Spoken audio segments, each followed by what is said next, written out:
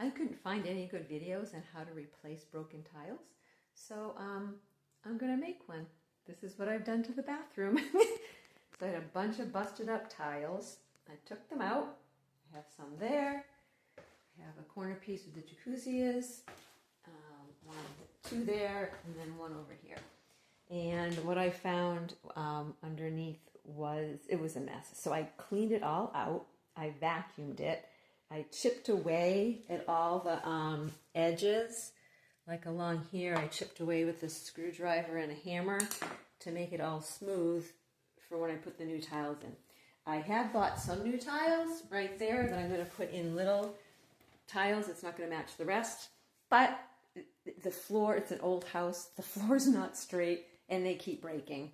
So I'm done. The smaller tiles will have more flexibility, if you will. And so I'm keeping the ones that the original carpenter put in for me because, as you can see, they're cut. The tub is round, so I've kept those pieces. I chipped off all the edges around them. I got down to the subfloor, and now what I need to do, or what one needs to do, is to put on a membrane. Went to Home Depot to buy membranes. It was like $56 for 50 feet, 50 yards or 50 feet. I'm like, I don't need all that. I only need a couple spots. So I did a bunch of little own personal research and found that it's polyethylene of some sort. And I have Grace Ice and Water Shield in my garage that I put on my roof. So I'm going to use that because you can use it. And this needs to be totally waterproof if it's in the bathroom or like an entryway. You can't just use any like water resistant, blah, blah, blah. It has to be waterproof. So I'm going to get the Ice and Water Shield out of my garage. I already have it. Cut a few pieces and put those in. So this one I ended up putting wood on because whoever built this used sheetrock, which would explain why it all rotted out. So there was sheetrock actually under the tiles. So I took all of that out and I had to get something on which to put the tiles. And that click-in flooring I'm using in a closet, so that works. You want to make sure you clean off the place you're filling in completely. I have a little vacuum. So sweep it, vacuum it. Get something to kneel on. I recommend one of these things. You can get them at like a hunting store to kneel on. Really good on the knees, see? And then I have a T-square that I've had for a few decades now. I got it at design school in order to make blueprints. So that's how I get the squares and rectangles perfect. To actually stick on the moisture barrier, you want to make sure you cut it correctly and that it fits in the spot perfectly. Otherwise, this stuff you can't unstick. So make sure before you stick it that it has the right dimensions. You have something with an odd shape, you're going to have to wing it and make a pattern. It's like a piece of paper, like that. And then you would take the piece of paper to your membrane waterproof barrier and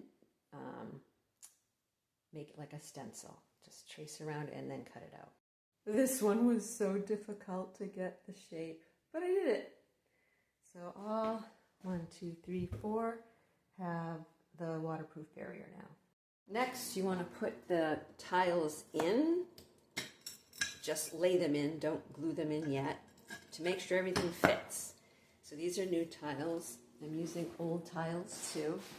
So you want to make sure if you're reusing tiles to take extra this grout off so that they're all clear and clean. Like this one here. I'll show you.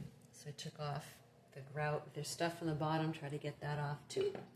And then you want to lay them into where they're going to go. All right, so as you can see, I'm adding a whole bunch of different ones in here for that area. Then you want to get this stuff called thin set mortar. This stuff you're going to put onto the membrane, and then you have to work quickly. This is glue. This is going to glue down the tiles. So make sure you have the right depth. You're going to put this down onto here, and then you're going to take a little bit, put a little dab on the tile, and then put it where you want to stick it. All right, so that's the next step.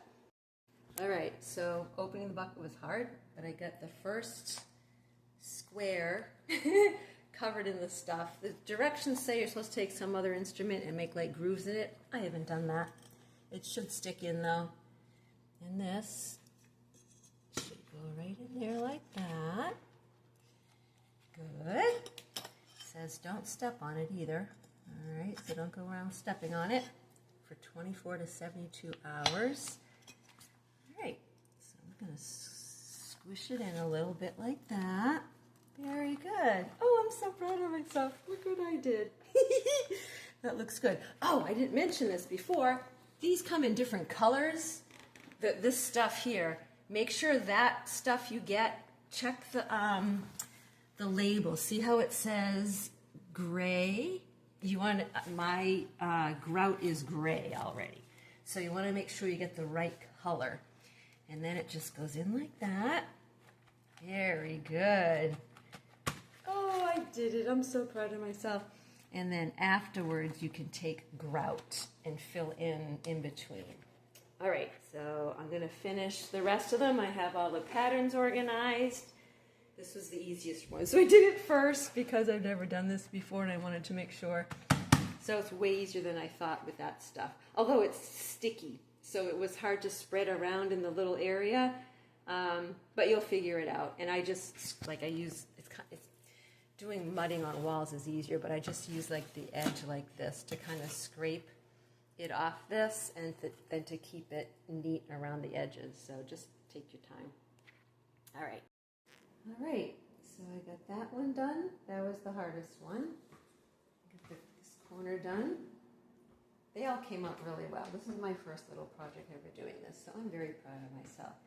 This was way more challenging because I don't know how to cut the tiles, and I'm not going to, so I had to use the old tiles. I added the new ones in. It's all smooth. I used that glue stuff. I ditched the gloves halfway through, but then got them back on again when this tile over here was giving me a hard time. So then after this, it's going to dry. I'm going to let it dry for a good probably 2 days. And then you just take the grout, put it all in the around the edges, and then the sealer goes over it. All right, and that's it. You got this.